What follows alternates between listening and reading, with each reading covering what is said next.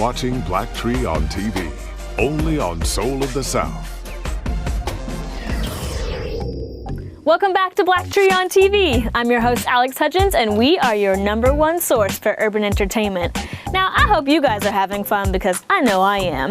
Speaking of fun, the new indie comedy Dear White People has people talking, but what's it all about?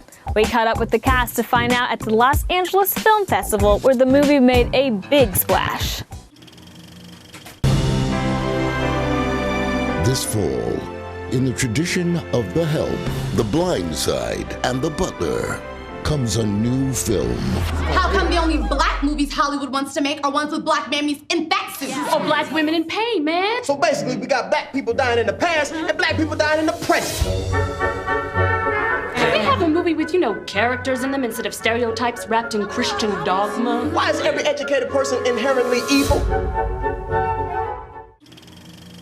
Man of the hour. I have to tell you that literally everyone that I've talked to has said, "Oh, Justin, we love working with him and he's so great."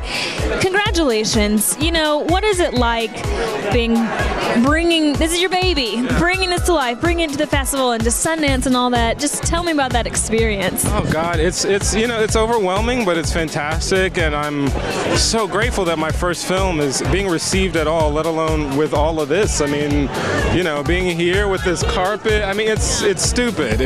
Nobody gets their first film out, and I'm just really grateful. I mean, that's how it's been. It's been a lesson in gratitude and how awesome, how awesome things can sometimes turn out if you just work hard and keep the faith alive. Now, you didn't start. You were a publicist, if I'm correct, and then you just said, "Okay, I'm gonna write and direct this insane film." What made you say, "I'm going for this. I'm taking this risk"? Because it's a risky movie. Yeah, I mean, I've always wanted to be a filmmaker. That's always been the end goal. But I think it just got to a point where I couldn't sort of not do this movie. It had been ruminating. I've been working on it for some years, and I just got to that point like I can't just sit on this anymore. And actually, Lena, who's running around here, one of our producers, we were both working on different things at the Paramount lot, and she and I had this lunch, and she's like, "Hey, whatever happened to?" It was called 2% at the time. "Whatever happened to that script, man? You got to do it." And I was like, "Yeah, I got to do it." What do you want audiences to take away from this film? What's the most important thing that Dear White People has to say?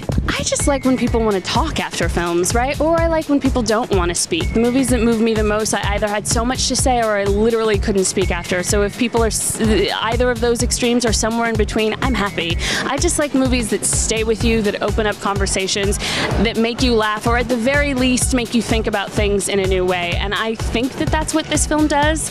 I've seen it with enough audiences now and people want to stay and chat. So if it continues to create a conversation and be more than a movie but just a little bit of a movement, then I'm happy. You just said this is your first feature, and I've heard that a lot from everybody that I've talked to. What has it been like working with just young, up-and-coming talent, up-and-coming director? It's all fresh, everybody. Everything's been fresh, and I mean, everything's been a first-time experience for me on some level, and working with Justin has been fantastic and was so much fun. And I think for everyone, this was like a very serious passion project, and everyone, there's a strong sense of camaraderie, and so it's like very fun to see all my friends that I haven't seen in a while now. Yeah. What do you want audiences to take away? What's the most important message of the film? I hope that audiences take away, I guess I call it the mirror effect. Basically, when you watch a movie and you can actually see yourself, reflected in that, and whether you go on and you can think of how you interact in the world in terms of your family, your career, your life, all aspects, in which it's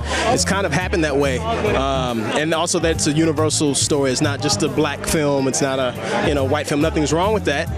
But this story is more than that. It's universal. It's human. It's a human story, and it's been cool to see the reception that we've gotten from different audiences and how they come and tell us whether it's a 16-year-old. I don't know what's the PC, Latina, okay, or a 50-year-old Jew. That was super interesting. I am quite curious about that one. I think it looks pretty good, and we all gotta go check it out and support. All right, up next, we have an exclusive first look at Step Up All In. It's coming up in just a bit on BLACKTREE on TV, your #1 source for urban entertainment. You're watching BLACKTREE on TV, only on Soul of the South.